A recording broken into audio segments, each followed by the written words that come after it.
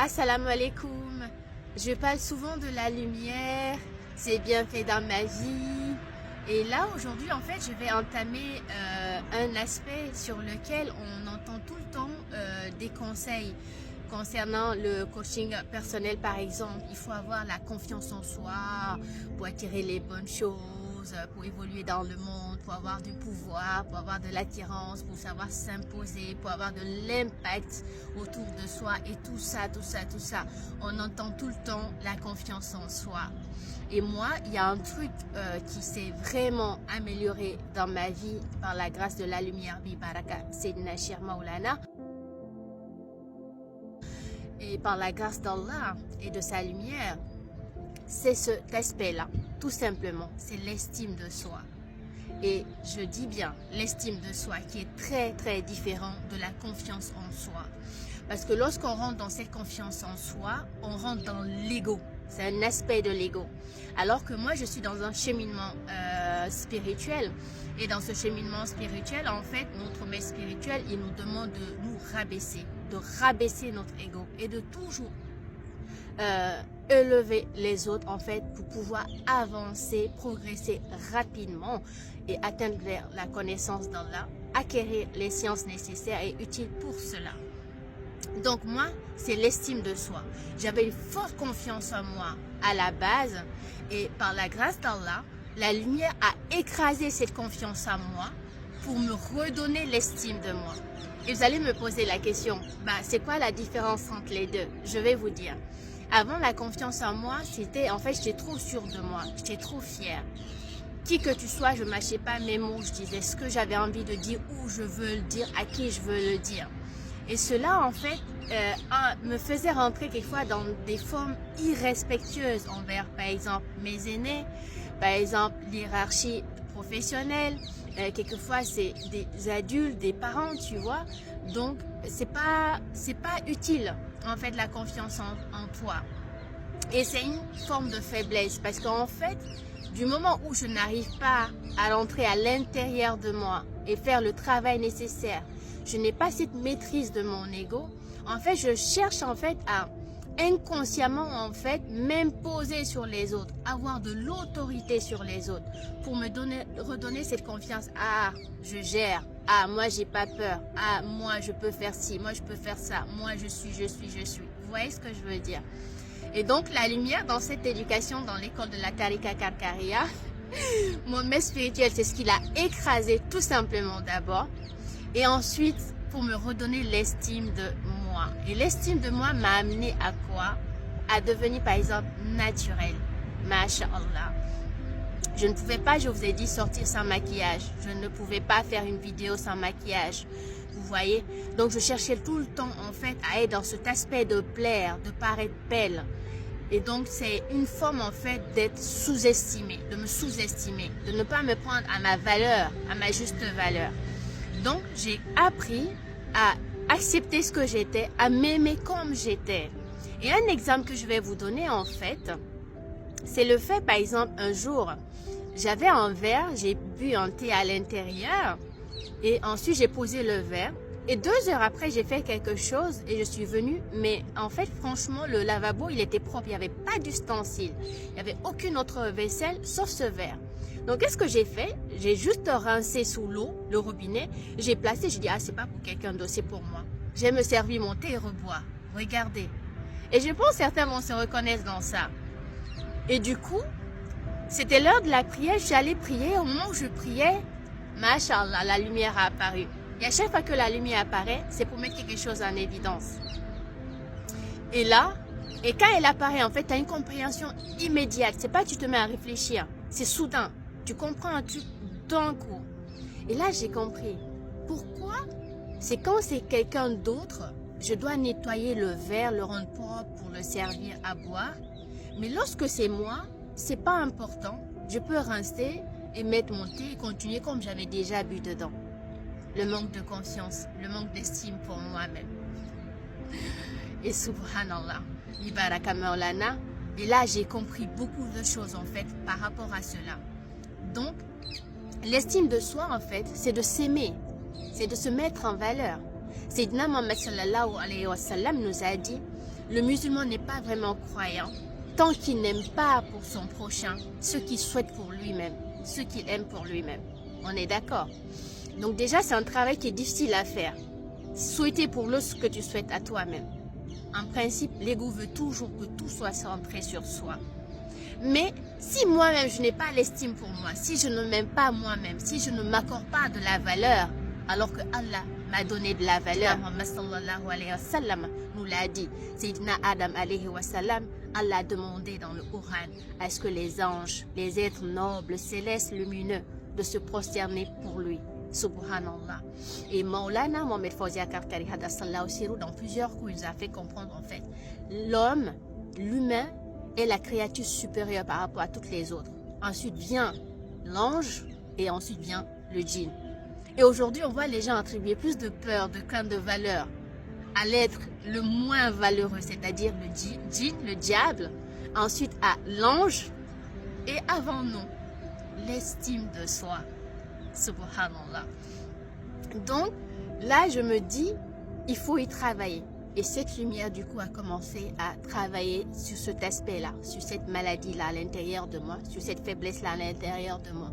Donc, a commencé à m'accorder de l'estime, c'est-à-dire à m'aimer, accepter cette valeur qu'Allah a placée à l'intérieur de moi, sa lumière, sortir sans maquillage, m'aimer comme je suis, et sortir par exemple sans me parfumer. On a demandé de ne pas se parfumer. Pourquoi on se parfume en général? J'ai réalisé, c'est pour plaire aux autres. C'est pour sentir bon pour les autres en fait. Manque d'estime de soi. Toujours à la recherche en fait de la reconnaissance. Et ça, c'est une grande faiblesse, une grosse maladie.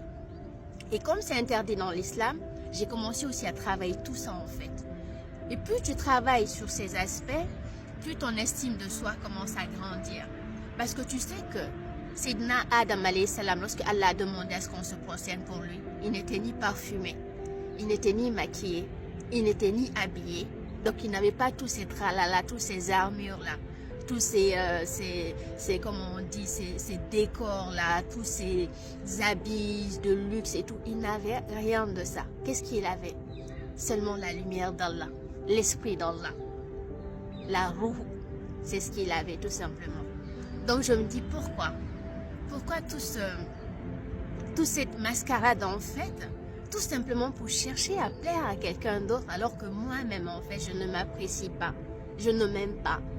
Donc là aussi c'était très difficile de sortir sans faire un parfum.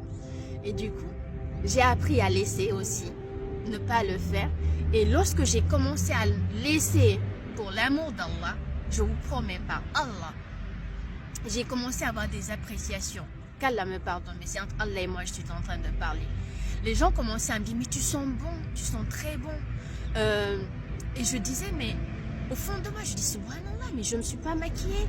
Je n'ai rien mis, rien, mais absolument rien, croyez-moi.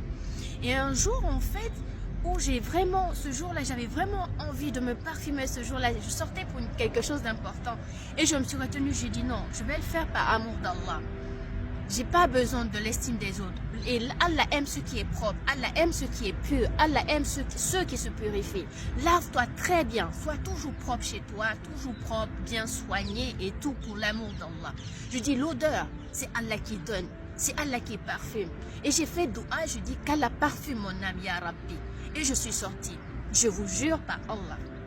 Le même jour, une fille qui n'est même pas la voix dans la tarika, rien comme ça, je viens et elle commence à m'aborder et elle me fait des compliments. Mais elle m'a fait tellement de compliments que je me suis mise à pleurer parce qu'elle a entamé en fait l'aspect de l'odeur. Elle me dit, le problème c'est que tu sens bon, tu sens trop bon. Et là ça m'a tilté. Et elle se met à pleurer. Elle dit, tu as une odeur de paix, tu as une odeur qui sent la douceur, qui sent l'apaisement, qui sent la bonté, tu as une odeur qui met bien. Je vous jure par Allah. Bibaraka Maulana. Et j'ai pleuré. En fait, j'ai compris, c'était pas elle qui me parlait, c'était Allah. En fait, comme j'ai mis l'intention vraiment pour Allah, Allah en fait est venu me parler à travers elle. C'est-à-dire, c'est pas ça. Le parfum là qui te donne la bonne odeur, c'est le comportement qui donne la bonne odeur. Quelle que soit ta senteur, Binta, si tu n'as pas un bon comportement, si tu n'as pas cette bonté de ton cœur, tu vas sentir la souillure.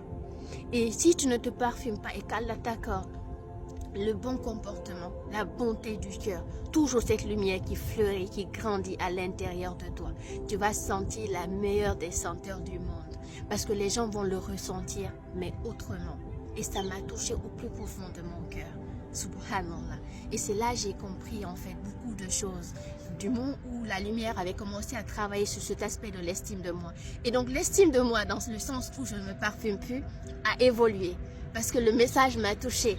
Parce que j'ai compris ce que Allah voulait. J'ai arrêté de me parfumer. Et la lumière m'a montré tout simplement, sauf les Jumu'ah. Et ça, c'était des visions claires. Sauf les Jumu'ah, tu te parfumes. Le reste, parfume-toi autrement, en étant propre. Donc, je ne sais pas si vous allez vous reconnaître dans ça. Donc, voilà un des grands bienfaits que la lumière m'a vraiment aidé, qu'Allah m'a accordé par la baraka de Maulana. Et souvent, on sous-estime beaucoup de choses. On dit, ah, c'est minime. Mais sachez-y, pour y travailler, pour y parvenir, c'est une grâce énorme d'Allah. Parce que quand on parle de se parfumer, quand on parle de se maquiller par exemple, quand on parle de venir se servir dans des assiettes qui ne sont pas propres parce que c'est toi, tout simplement, personne ne te voit, tu es tout seul à la maison. Tu as la flemme d'aller laver, nettoyer pour toi. Mais pour les autres, tu es prêt à faire des efforts. Chez toi, c'est souvent sale, tu ne laves pas tout le temps. Mais dès que tu as de la visite qui vient, tu commences à bien nettoyer les coins et les recoins et tout, à rendre propre, à parfumer. Pourquoi tu ne le fais pas pour toi-même? Quand tu es toute seule, tu es avec Allah. Quand tu es toute seule, tu as la présence de la lumière. Donc c'est à ce moment-là tu dois être propre, c'est à ce moment-là qu'on doit parfumer, c'est à ce moment-là en fait qu'on doit être attentionné pour la lumière, cette lumière qui est à l'intérieur de nous. Donc s'accorder cette pureté, s'accorder cette propreté, s'accorder ce confort, s'accorder ce bien-être et bien s'habiller, porter de beaux habits, se parfumer à la maison, être belle entre toi et Allah, pour l'amour d'Allah. Et je vous promets que lorsque vous sortirez en étant la plus simple possible, vous verrez des regards, vous verrez des compliments, vous sentirez l'amour d'Allah. Vous sentirez cette attention que les gens vont vous donner. Tout simplement, Allah a fait en toi que tu lui as accordé de l'attention quand il n'y a eu que toi et Allah. Donc voilà l'un des aspects. Bibaraka Sidi Nachia, qu'Allah nous aide à atteindre cette estime de nous et de sortir de cette confiance en soi. Car l'élévation n'est pas dans la confiance en soi, mais dans la confiance en Allah. Et avant d'atteindre cette confiance-là, il faut avoir les convenances nécessaires, c'est-à-dire les bonnes attentions, les bonnes œuvres en fait, mais seulement entre Allah et nous et non pour les autres. Bibaraka Sidi Nachia, Assalam.